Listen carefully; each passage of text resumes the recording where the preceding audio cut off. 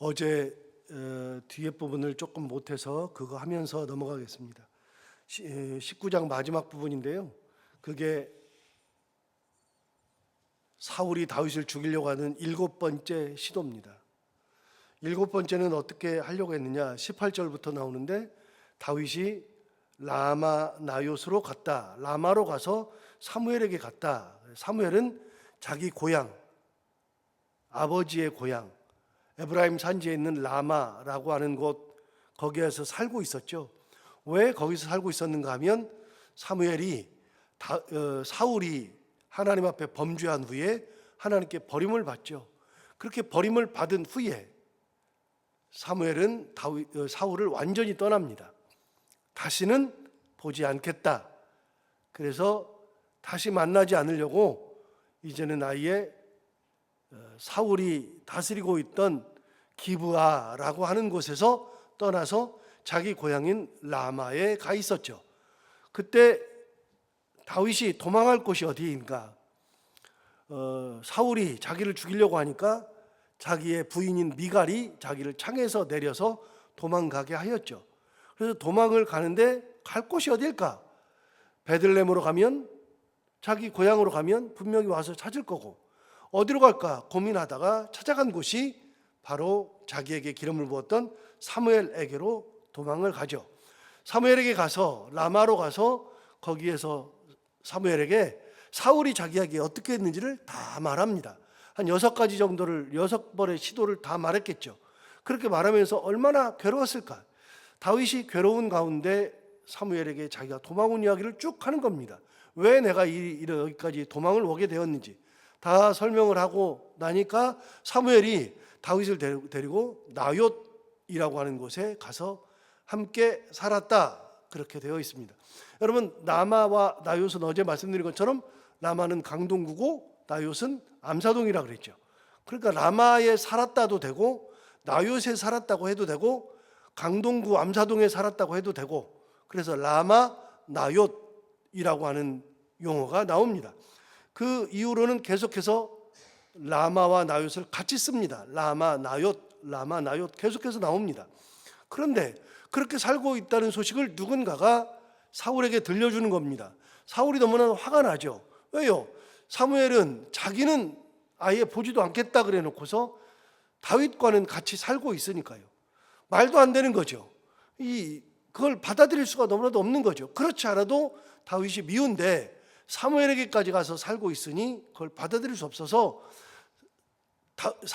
사울이 다윗을 죽이려고 전령을 보냅니다. 전령을 보내는데 그렇게 전령을 보냈을 때 전령이 다윗을 잡아 죽일 수 있었는가? 여러분 20절을 보시면 이렇게 이야기합니다. 20절에 보시면 사울이 다윗을 잡으러 전령들을 보냈더니 그들이 선지자 무리가 예언하는 것과 사무엘이 그들의 수령으로 선 것을 볼 때에 하나님의 영이 사울의 전령에게 임함에 그들도 예언을 하니라 그랬습니다. 여러분, 전령들이 가서 보니까 그 전령들이 가서 다윗을 보려고 하는데 다윗이 어디에 있었느냐? 선지자들과 같이 있습니다. 사무엘의 제자들이죠. 선지자 무리와 함께 있었고 그 선지자 무리가 예언하고 있어요. 그런데 사무엘이 그 중에 수령으로 있어요. 대장으로 있어요. 그걸 딱 보는 순간에 전령들이 다윗을 잡으려고 죽이려고 갔는데 다윗을 죽이려고 하는 생각은 까마득히 있고 갑자기 전령들이 예언을 하기 시작하는 겁니다. 신이 들어서 예언을 하기 시작하는 겁니다. 그러니까 전령들이 제정신이 아니에요. 자기가 가서 해야 되는 임무를 잊어버린 거죠. 임무를 잊어버리고 예언하고서 정신 못 차리고 돌아가요. 돌아가서 사울에게 갔어요. 사울에게 갔더니 사울이 어떻게 하느냐? 21절 보십시오.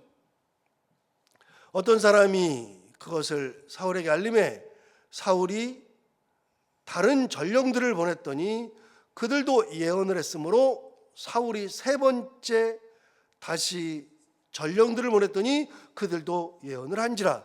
그러니까 전령을 보낼 때마다 그 전령들이 가서 다윗을 잡아서 죽여야 되는데 전령이 갈 때마다 3번을 보내는데 3번 다 거기 도착만 하면 제정신이 아닌 거예요. 이게 어떻게 가능해요? 이게 가능할 수가 없잖아요. 그런데 이게 가능하죠. 이게 되죠. 어떻게 해요? 하나님이 그렇게 하시니까요. 다윗은 몰라요. 어떻게 이것을 벗어나야 할지를 몰라요. 다윗은 아무것도 몰라요. 할 수 있는 것도 없어요. 전령들이 와가지고 그냥 잡아 죽이면 돼요. 그런데 하나님께서 역사하시니까 전령들이 도착만 하면 희한하게 첫 번째 전령들, 두 번째 전령들 또 보내서 세 번째 전령들을 보냈는데 그 사람들이 예언을 하면서 갑자기 제정신이 아니니까요. 할 수 있는 게 없어졌죠. 사울이 어떻게 하느냐? 22절 보시면 사울이 이렇게 합니다. 이에 사울도 라마로 가서 자기가 직접 가죠. 사울이 라마로 가서 세구에 있는 큰 우물에 도착하여 물어 이르되 사무엘과 다윗이 어디 있느냐? 어떤 사람이 이르되 라마 나요새 있나이다. 그래서 거기 가가지고서 물어봤어요. 사울과 다윗이 어디 있냐 그랬더니 어떤 사람이 말해 줬어요. 라마 나요새 있습니다 라고 말했어요. 23절 사울이 라마 나요스로 가니라. 거기서 잡아 죽이려고 그러죠. 그런데 보세요.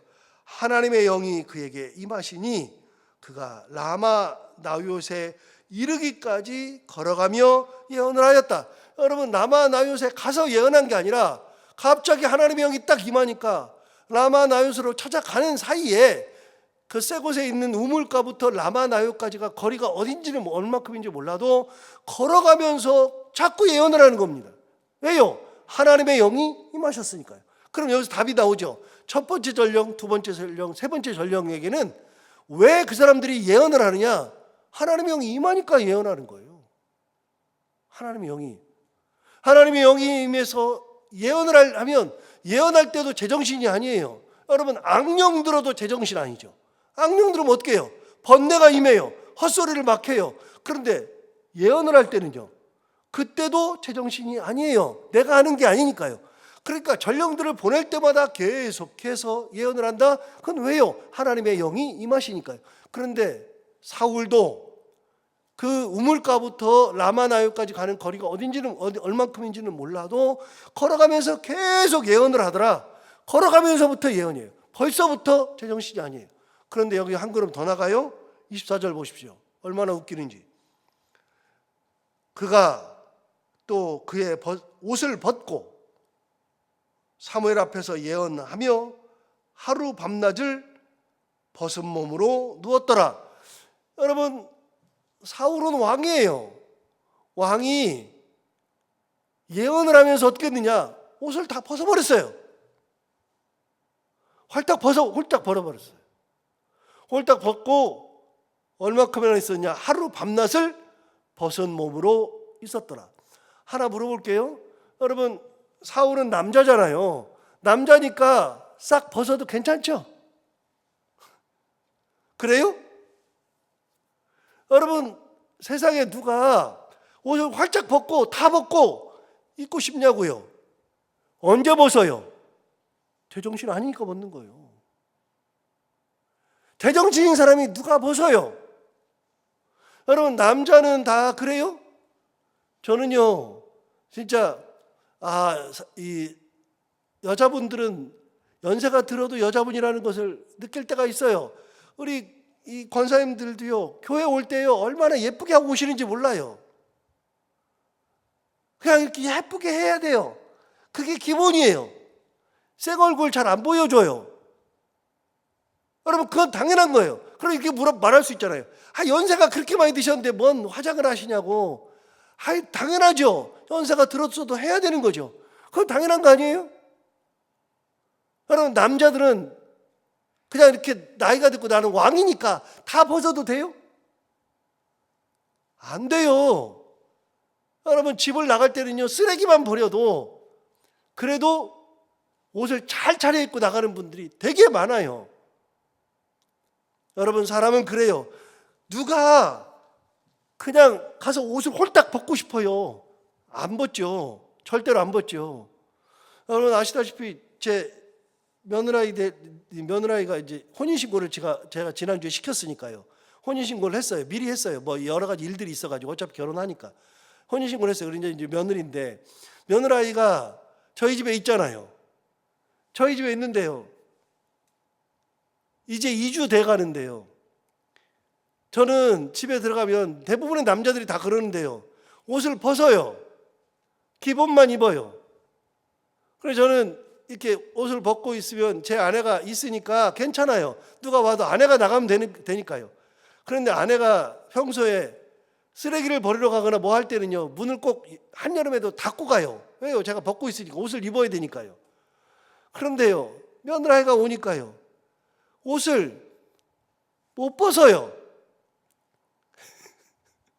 마음껏 벗고 싶은데 못 벗어요. 근데 얘네들이 젊으니까요, 늦게 자요. 저는 8시만 되면은 그냥 해롱해롱 하고 있죠. 여러분 알다시피 저는 7시 넘어서면 벌써 해롱하고, 8시 되면은 또 해롱해롱 거리다가 그냥 이렇게 어느 순간 쓰러져 자요. 제 아내가 옛날에 영락교회 있을 때 저랑 한번 대판 싸웠는데요. 이유가 뭐냐면 저한테 말을 걸어요. 그런데 저는 그냥 말을 하다가도 그냥 자거든요. 저는 너무 피곤하면은요, 그냥 이 하나님께서 큰 은혜를 주셔가지고 피곤하면 그냥 떨어져 자요. 1, 2초 사이에 그냥 자요.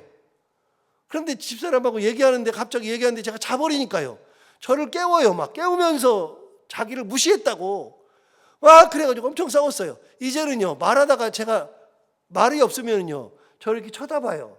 그래서 제가 이렇게 자고 있으면 말을 하다가 안 해요. 이제는 저를 아니까요. 그래서 제가 집에 들어가면 그냥 8시만 되면 자야 되는데요, 얘네들이 늦게 자니까요, 저는 잘 때 다 이렇게 거실에서 자는데, 저는 잘 때 그냥 원래 있는 대로 그냥 기본만 입고 자야 되는데, 며느리 있으니까 옷도 못 벗고 잠도 못 자요. 여러분, 사람이 있으면 그렇게 되는 거예요. 제가 키운 사람이 아니니까 어쩔 수 없어요. 그래서 매일매일이 피곤해요. 낮에 잠을 안 자면 견딜 수가 없어요. 아, 이렇게 됐어 인생이. 그러는 거 아니에요? 사람은 눈치를 봐야 돼요. 하던 것도 못해요. 그런데 사울은 어떻게 했어요? 사울은요, 아니 전령들 보냈더니 맨날 가가지고 얘네들이 예언만 하네요. 얼마나 답답해요. 이것들이 미쳤나? 다 미쳤나? 3번을 보는데 3번 다 그래요.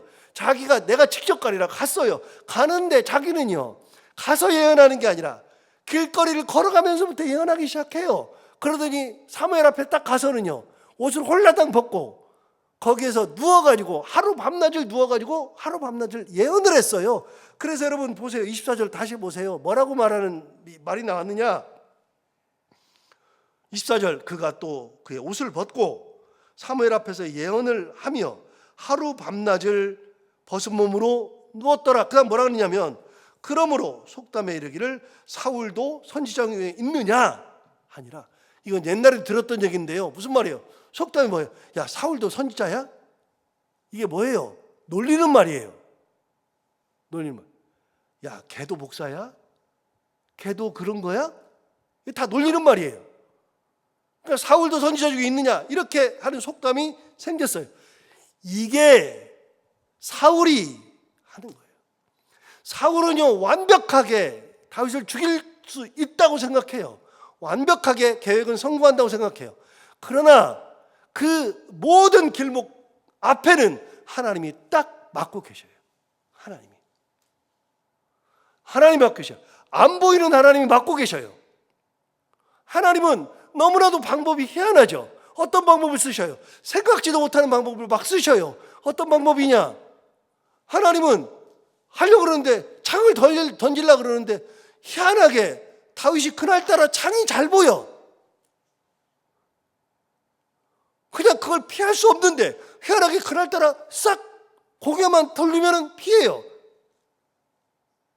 여러분, 그래서 다윗의 시편에 항상 나오는 말씀이 있다고 그랬죠. 다윗의 시 중에 가장 많이 나오는 게 뭐예요? 여호와는 나의 방패시요. 다윗이 전쟁터에서 그렇게 많이 살았는데, 그렇게 전쟁터에서 그렇게 많이 살 때 얼마든지 창이 날아오고 활이 날아와요. 사울의 창이 문제가 아니에요. 여러분, 전쟁터는 어떤 일이 벌어져요? 전쟁터는요, 앞에만 적군이 있는 게 아니라 싹 적군이 다 있어요. 앞뒤 옆에서 어디서 날아올지 몰라요. 여러분, 나만 잘한다 그래서 내가 싸움을 잘한다 그래서 내가 살아가는 게 아니라요. 나는 앞에서 싸우는 걸 이렇게 싸우고 있는데 옆에서 나오는 화살은 어떡할 거냐고요. 그 칼은 어떡할 거냐고요. 뒤에서 나오는 건 어떡할 거냐고요. 다윗이 그런 위험이 한두 번 있었던 거예요. 여러분, 다윗만큼 전쟁을 많이 한 사람이 있어요? 없잖아요. 그런데 다윗이 전쟁의 신이에요. 백전백승이에요. 그리고 또 한 번도 부상을 당해본 적이 없어요. 여러분, 단 한 곳도 상한 곳이 없어요. 왜요? 그래서 나이 들어가지고 생각해 보니까 여호와는 나의 방패시오, 나의 요새시오, 나의 산성이시오, 나의 피할 바위시오. 여러분, 다윗은요, 노래할 때마다 그런 노래를 진짜 많이 했다고요. 이유가 뭐예요? 자기가 살아보니까 내가 내 방패를 들고 갔을 때는 앞밖에는 못 막는데 옆이나 뒤나 위나 아래나 이 모든 것을 다 막을 수가 없는데, 여러분, 방패 전술이 있다 그랬잖아요. 방패 전술이 뭐예요? 방패로만 싸우는 거예요. 이렇게 군사들이 쫙 있을 때 우리가 앞에 지금처럼 뭐 이렇게 곡사포가 있는 게 아니니까요. 다 직선으로 가는 것밖에 없으니까요. 화살을 쏴도 그러고 막 그러니까요. 그러니까 어떻게 하느냐? 막 군사들이 위에다가 창을 자기가 가지고 있는 창을 이렇게 다 대요. 위에다가 다 막아요. 그러면 배는요. 그러니까 뒷사람은 배를 쫙 막아줘요. 아랫사람, 맨 뒷사람은요, 발에다가 다 막아줘요. 그래서 화살이 날아와도 방패에다 다 맞고 떨어지게. 여러분, 방패 전술을 써요. 그런데 방패 전술을 써도요, 죽는 사람들이 부지기수예요. 아무리 다 막았다 그래도 안 되는 거예요. 그런데 다윗은 전쟁터에서 한 번도 부상도 당해본 적이 없어요. 왜요? 하나님이 내 방패시거든요. 하나님이 나의 요새시거든요. 요새는 그 안에 산성에 들어가 보면 그거를 함락시킬 수가 없어요. 그런데 하나님은 보이느냐? 하나님은 안 보이거든요. 안 보이시는 하나님이 어떻게 하느냐? 안 보이시는 하나님은요, 아무것도 안 보이는데, 놀랍게도 안 보이는데 역사하셔요. 우리 하나님은 보이는 분이 아니에요. 안 보이시는데 살아 역사하셔요. 이게 놀라운 거죠. 그 창을 던지는데 하나님이 어떻게 하시냐면, 다윗에게 갑자기 눈이 너무나도 좋게 하고 순간적으로 눈을 크게 창이 날아오는 게 보여요. 싹 피하게 하셔요. 안 돼요. 하나님은요, 그 순간에 누구를 역사하시느냐? 사울의 아들 요나단에게 역사하셔요. 요나단은 하여금 막으셔요. 요나단이 왜 그러느냐 모르잖아요. 그런데 요나단이 역사해요. 미갈이 도움이 되셔요. 하나님은 그렇게 역사하셔요. 제가 야곱 얘기 하잖아요. 저는 야곱을 볼 때마다 진짜 하나님 위대하시다 싶은 게 뭐냐면, 아무리 형과의 관계에서 뭐 해결하려고 해도 해결이 안 되는데요. 해결이 아예 안 되는데, 놀랍게도 그 야밤에 기도할 때, 천사와 씨름할 때 하나님이 역사하시잖아요. 그런데 제가 설교하면서 몇 번 얘기했어요. 저는 그걸 볼 때마다 항상 느껴요. 야곱이 천사와 씨름해요. 천사가 밤새 씨름한다고요. 밤새 씨름하는데 그 천사가 새벽이 됐을 때 나 가게 해라 그랬더니 못 보냅니다. 나에게 축복하기 전에는 못 보냅니다. 그랬더니 천사가 발로 차가지고 환도뼈를 부러뜨렸잖아요. 질질 끌려요. 그럼 하나 물어봐요. 여러분, 천사가 밤새 잡혀 있을 정도로 힘이 없어요? 발로 차면 환도뼈가 부러지는데? 야곱이 잡고 있어요. 그러면은요, 야곱이 잡고 있는 그 손을 천사가 못 부러뜨려요? 천사가 야곱 너무 힘이 세니까, 너무 막 강하게 붙들고 있으니까 아무것도 못해서 새벽까지 잡혀 있어요? 아니요. 천사는요, 잡혀준 거잖아요. 하나님이 천사를 보냈다는 거는 뭐예요? 천사를 보냈다는 거는 이미 져주겠다고 보내는 거예요. 이기려고 보내는 게 아니라 져주려고 보내는 거예요. 이게 놀라운 거잖아요. 제가 우리 아이랑 씨름한 얘기 하잖아요. 아이가 3살, 4살 됐는데 씨름을 보더니 자기도 아빠랑 씨름하겠대요. 저랑 씨름해요. 여러분, 제가 아무리 허리를 다치고 아무리 힘이 없어도 3살짜리랑 씨름하면은 제가 이겨요, 져요? 당연히 이기죠. 그런데요, 희한하게 할 때마다 제가 다 졌어요. 여러분, 제가 못 이겨서 져요? 그냥 져줘서 져요? 하나님이 야곱을 못 부러뜨려, 손을 못 부러뜨리고 목을 못 분지르고 뭐 병실을 못 만들고 죽이지를 못해서 사자를 보내는 게 아니에요. 하나님께서 사자를, 천사를 보내실 때는요, 네가 끝까지 잡고 있으면 내가 너 기도 내가 들어줄게, 기도 응답하시려고 보내는 거예요. 그래서 야밤을 지나고 새벽이 될 때, 야, 나 이제 가야 돼, 이제는 가야 돼. 그러니까 못 보냅니다. 웃기는 거죠. 뭘 못 보내요. 지가 뭐라고요. 그런데 못 보냅니다. 그러니까 발로 차잖아요. 환도뼈가 부러지는데도 끝까지 붙들고 있으니까, 그때서야 천사가 물어보잖아요. 네 이름이 뭐냐? 야곱입니다. 야곱이 뭐냐? 사기꾼이라는 이름이 뭐냐? 그렇게 이름 짓지 말고 이스라엘이라고 바꿔라. 그래서 이스라엘이 처음 나오는 거 아니에요? 그런데요, 놀라운 게 그 다음에 형을 만날 때요, 형을 만나는데 형이 400명과 같이 와가지고 죽이려고 왔다가 형이 달려와서 입을 맞추잖아요. 그런데 입을 맞출 때 야곱이 형 에서에게 이렇게 말한다 그랬잖아요. 내가 형의 얼굴을 보니 하나님의 얼굴을 본 것과 같습니다. 자기는 하나님을 보는 거잖아요. 거기서. 여러분, 하나님 어떻게 역사하셔요?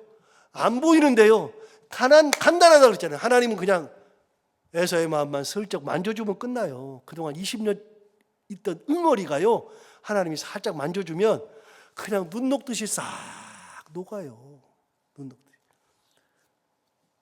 애가 그렇게 울다가도요, 저도 애 보면서 느꼈는데요, 아빠는요, 애를 볼 때 막 엄마가 어디 좀 갔다 온다, 애를 좀 보라 그래서 애를 보잖아요. 그러면 애가 차지러져요. 막 엄마만 찾아요. 막 엄마만 찾아요. 성질이 나가지고요, 이게 그러면서 막 그런데 엄마가 와가지고 싹 안아주잖아요. 막 서러워가지고 울다가 한 1분 지나잖아요. 언제 그러냐는 듯이 싹 조용해져요. 엄마의 품에만 가면 그래요. 여러분, 놀라운 거 아니에요?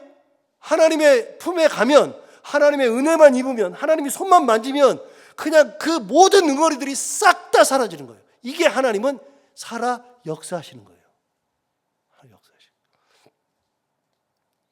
사울이 해볼 수 있는 방법이 없어요. 자기가 해보겠다고 갔는데 전령들이 하니까 안 돼. 이거 진짜 못해. 그런데 가서 보니까 자기는 더해요. 하루 밤낮을 아예 벗고 살아요. 이게 하나님의 역사. 하나님의 은혜를 입은 사람은 어떤 일이 있어도 하나님의 은혜 가운데, 붙들어 주신 하나님의 능력 가운데 살아간다. 오늘 이 말씀 다시 한번 생각하면서 그 은혜 가운데 감사하며 하나님을 붙들고 살아가는 저희들 모두가 다 되기를 바랍니다. 기도하겠습니다. 하나님 아버지, 감사합니다. 오늘도 귀한 말씀으로 우리를 깨우셔서 감사합니다. 이 말씀 듣고 다시 한번 생각하니 하나님의 은혜가 얼마나 귀한 것인지, 하나님이 역사하시면 어떤 일이 벌어지는지 다시 한번 깨닫게 해주셔서 감사합니다. 다윗이 7번의 많은 사울의 죽임의 시도 앞에서도 살아남을 수 있었던 것은, 하나님은 다윗의 방패가 되어주시고 다윗을 보호하시고, 하나님이 다윗을 붙드시고, 하나님이 다윗의 가는 길을 이끄시고, 다윗은 하나님의 은혜를 입은 사람이었기에 그 어떤 어려움이 와도, 어떤 죽음의 공포 앞에서도 끝까지 그 모든 것을 이겨낼 수 있었던 것 다시 한번 생각하며, 우리도 하나님의 은혜를 붙들고 방패이신 하나님, 산성이신 하나님, 요새이신 하나님을 바라보며 하나님과 동행하며 살아갈 수 있는 저희들 다 되게 하여 주옵소서. 하나님 아버지, 오늘도 하루를 살아갈 때 이 말씀이 우리 가운데 힘이 되기를 원하며, 오늘도 기도로 나온 사랑하는 성도들 한 분 한 분의 기도를 다 들어응답하여 주옵시고, 해야 되는 것들을 기쁨으로 잘 감당하고 만나는 분들과 함께 웃고 행복한 하루가 되게 하여 주옵소서. 예수님 이름으로 기도하옵나이다.